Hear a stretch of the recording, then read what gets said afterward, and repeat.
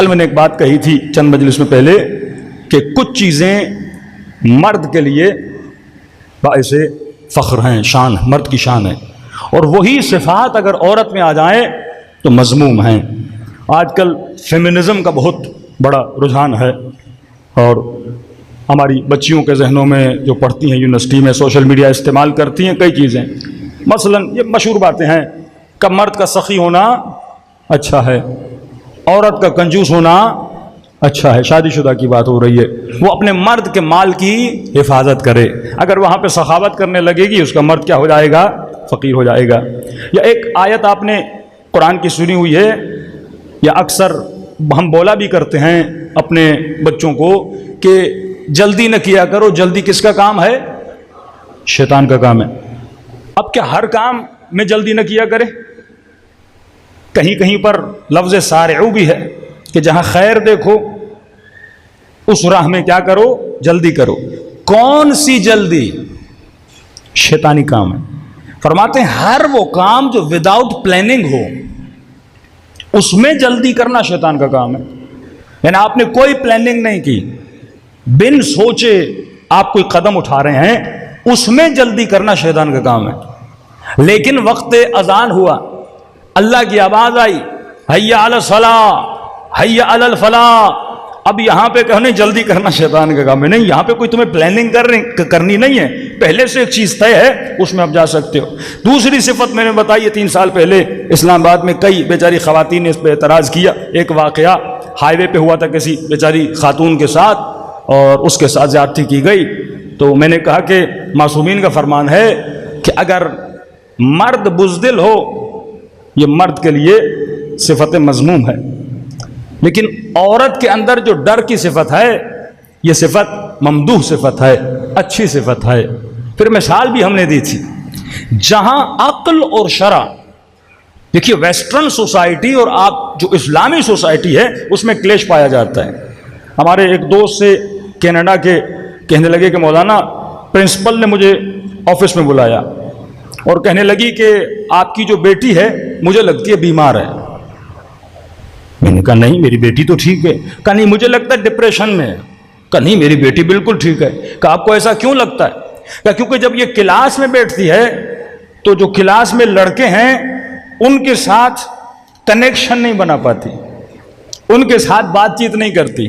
اب وہ کہہ رہا میں اسے کیا سمجھاؤں؟ وہ سائیکولوجیکلی پھر مجھے بتانے لگی کہ جو بچیاں شائع ہوتی ہیں، جو بہت زیادہ شرماتی ہیں، ان کو سائیکولوجیکلی پرابلم ہے، ان کے اندر کانفیڈنس نہیں ہے، لہذا آپ اپنی بیٹی کو سمجھاؤ اس کے اندر کیا آ جائے؟ کانفیڈنس آ جائے۔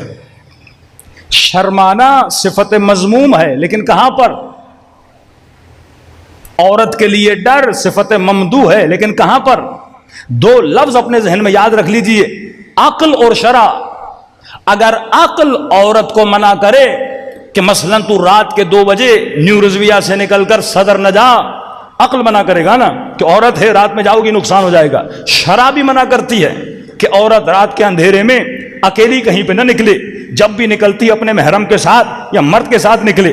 اب یہاں پہ آ کر عورت بہادری دکھائے، یہ مذموم ہے۔ عقل و شرع کیا کہتی ہے کہ عورت نامحرم کے ساتھ اپنے فاصلہ رکھے۔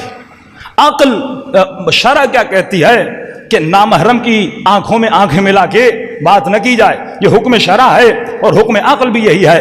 اب یہاں پر اگر وہ شرماتی ہے یہ ممدوح ہے۔ اب بولے مجھے یہاں پہ شرم کو دور کرنا ہے، نہیں، وہاں پہ وہ مذموم ہے۔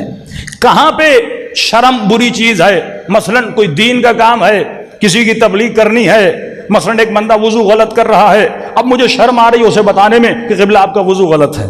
اگر کوئی غلط کام کر رہا ہے میں شرما رہا ہوں، یا ہمارے کئی بیچارے طالب علم دین حاصل کر کے آتے ہیں، بھائی مجلس پڑھیے، نہیں مولانا ہمیں شرم آتی ہے، ہم لوگوں کے سامنے بات کیسے کریں؟ تو یہ جو شرم ہے یہ مذموم شرم ہے، کیونکہ عقل کا بھی حکم ہے امر بالمعروف کرو، نہی عن المنکر کرو۔ عقل کا بھی حکم ہے اگر کہیں پہ برائی ہے اس برائی کو جا کے روکو، عقل کا حکم ہے۔ تو جہاں شرم عقل کے مقابلے میں آ جائے وہ شرم مذمت والی ہوتی ہے، لیکن جس شرم کی عقل تائید کرتا ہے اسی شرم کی اہل بیت علیہ الصلوۃ والسلام بھی کیا کرتے ہیں؟ تائید کرتے ہیں۔ تو یہ معاملہ اتنا حساس ہے کہ اسپیشلی کیونکہ معاشروں کو اگر تباہ و برباد کیا جا رہا ہے، جوانوں کے ذہنوں کو خراب کر کے تباہ و برباد کیا جا رہا ہے، یہ ویسٹرن سائیکولوجی پڑھ کے آتے ہیں اور ہمارے بچوں کو غلط بتاتے ہیں۔ لاہور کا واقعہ بتا رہا ہوں کہ مولانا لاہور میں ٹیچر کہنے لگا کہ آپ کی بیٹی میں کانفیڈنس نہیں ہے۔ کہ کیا مطلب کانفیڈنس نہیں ہے؟ کہا یہ جب کلاس میں کانفرنس دیتی ہے، بچے کوئی ریسرچ ورک کر کے آتے ہیں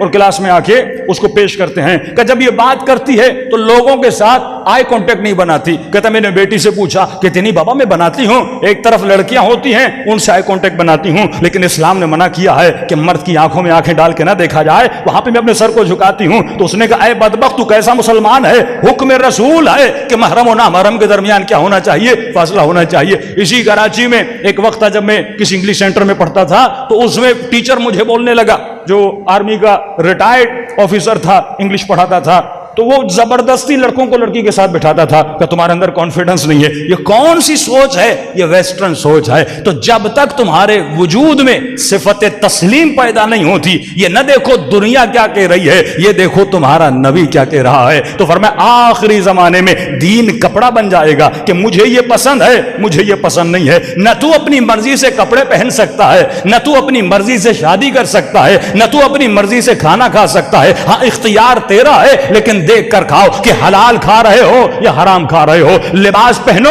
لیکن دیکھ کر پہنو، لباس حیا پہن رہے ہو، لباس عفت پہن رہے ہو یا بے حیائی کا لباس پہن رہے ہو۔ صرف کپڑے تمہارے اپنے بدن پہ زیب تن نہیں کرنے، تجھے دیکھ کر کپڑوں کو پہننا ہے۔ کہیں یہ کپڑا نازک تو نہیں ہے کہ جس کے اندر سے میرا بدن ظاہر ہو جائے۔ اے جوان جب پینٹ شرٹس پہنتے ہو یہ دیکھ کر پہننا ہے کہیں میرا بدن نظر تو نہیں آ رہا، کیونکہ یہ بدن تیرا نہیں ہے، یہ امانت پروردگار عالم ہے۔ حسین نے کربلا میں اللہ کی دی ہوئی امانت کو اللہ کی راہ میں قربان کیا تھا، تبھی آواز آئی تھی یا ایھۃ النفس المطمئنہ ارجعی الی ربک راضیۃ مرضیہ۔ اگر خدا کو راضی کرنا ہے